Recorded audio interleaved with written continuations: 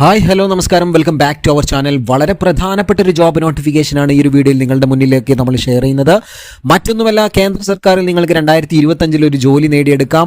RRB group D recruitment 2025 notification ഇപ്പോൾ അവർ ഒഫീഷ്യലായിട്ട് തന്നെ പുറത്തുവിട്ടിട്ടുണ്ട്. നമുക്ക് നോക്കാം. അതിൻ്റെ അഡ്വർടൈസിംഗ് നമ്പർ എന്ന് പറയുന്നത് CEN 08/2024 റെയിൽവേ റിക്രൂട്ട്മെന്റ് ബോർഡാണ് ഇത് RRB ഗ്രൂപ്പ് ഡി പരീക്ഷ നടത്തുന്നത്.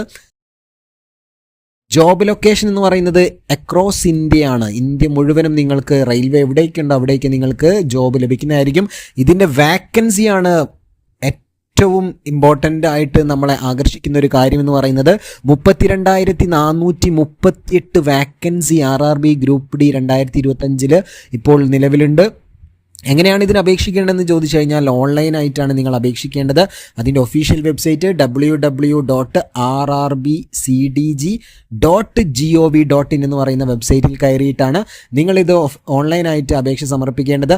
ഇതിൻ്റെ ക്വാളിഫിക്കേഷൻ അറിഞ്ഞിരിക്കേണ്ടേ. ക്വാളിഫിക്കേഷൻ എന്ന് പറയുന്നത് വെറും 10 പാസ്സായാൽ മാത്രം മതി നിങ്ങൾക്ക്. ഇനി ഏജ് ലിമിറ്റ് 18 മുതൽ 36 വയസ്സ് വരെയാണ്. എങ്ങനെയാണ് ഇതിൻ്റെ സെലക്ഷൻ പ്രൊസീജിയർ നോക്കാം. ആദ്യം നിങ്ങൾക്കൊരു കമ്പ്യൂട്ടർ ബേസ്ഡ് ടെസ്റ്റ് ഉണ്ടായിരിക്കും.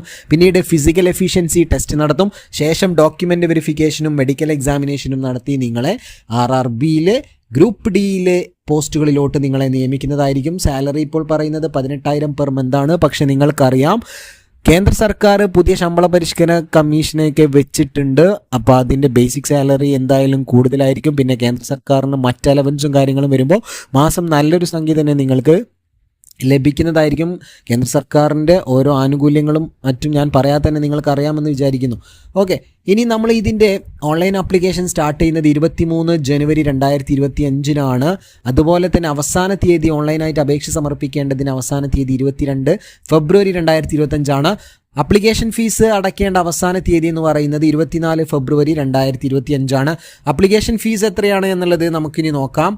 അപ്ലിക്കേഷൻ ഫീസ് പറയുന്നത് ജനറൽ OBC കാറ്റഗറിക്കാർക്ക് 500 രൂപയാണ്. ഇതിൽ നിങ്ങൾക്ക് 400 രൂപ നിങ്ങൾ ഫസ്റ്റ് സ്റ്റേജിലുള്ള കമ്പ്യൂട്ടർ ബേസ്ഡ് ടെസ്റ്റ് എഴുതി കഴിഞ്ഞാൽ നിങ്ങളുടെ അക്കൗണ്ടിലേക്ക് റീഫണ്ട് ആകും. അതുപോലെ തന്നെ SC ST PWD women ex serviceman transgender minorities economically backward ആയിട്ടുള്ള ആളുകൾക്കൊക്കെ അപ്ലിക്കേഷൻ ഫീസ് 250 രൂപയാണ്. ഇതും നിങ്ങൾ first stage computer based test എഴുതി കഴിഞ്ഞാൽ നിങ്ങളുടെ ബാങ്ക് അക്കൗണ്ടിലേക്ക് തിരികെ റീഫണ്ടായി ലഭിക്കുന്നതാണ്.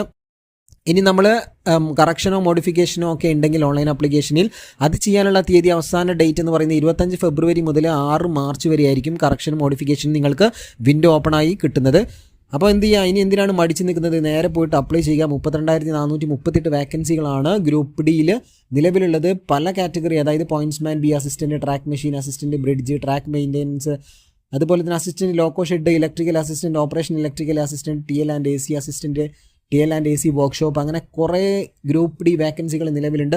അതിൽ തന്നെ നമ്മൾ സദേൺ റെയിൽവേ, അതായത് നമ്മുടെ ചെന്നൈ എടുത്ത് നോക്കുന്ന സമയത്ത് ചെന്നൈയിൽ തന്നെ ഏകദേശം 2,694 വാക്കൻസികളാണ് ഇപ്പോൾ നിലവിൽ റിപ്പോർട്ട് ചെയ്തിട്ടുള്ളത്.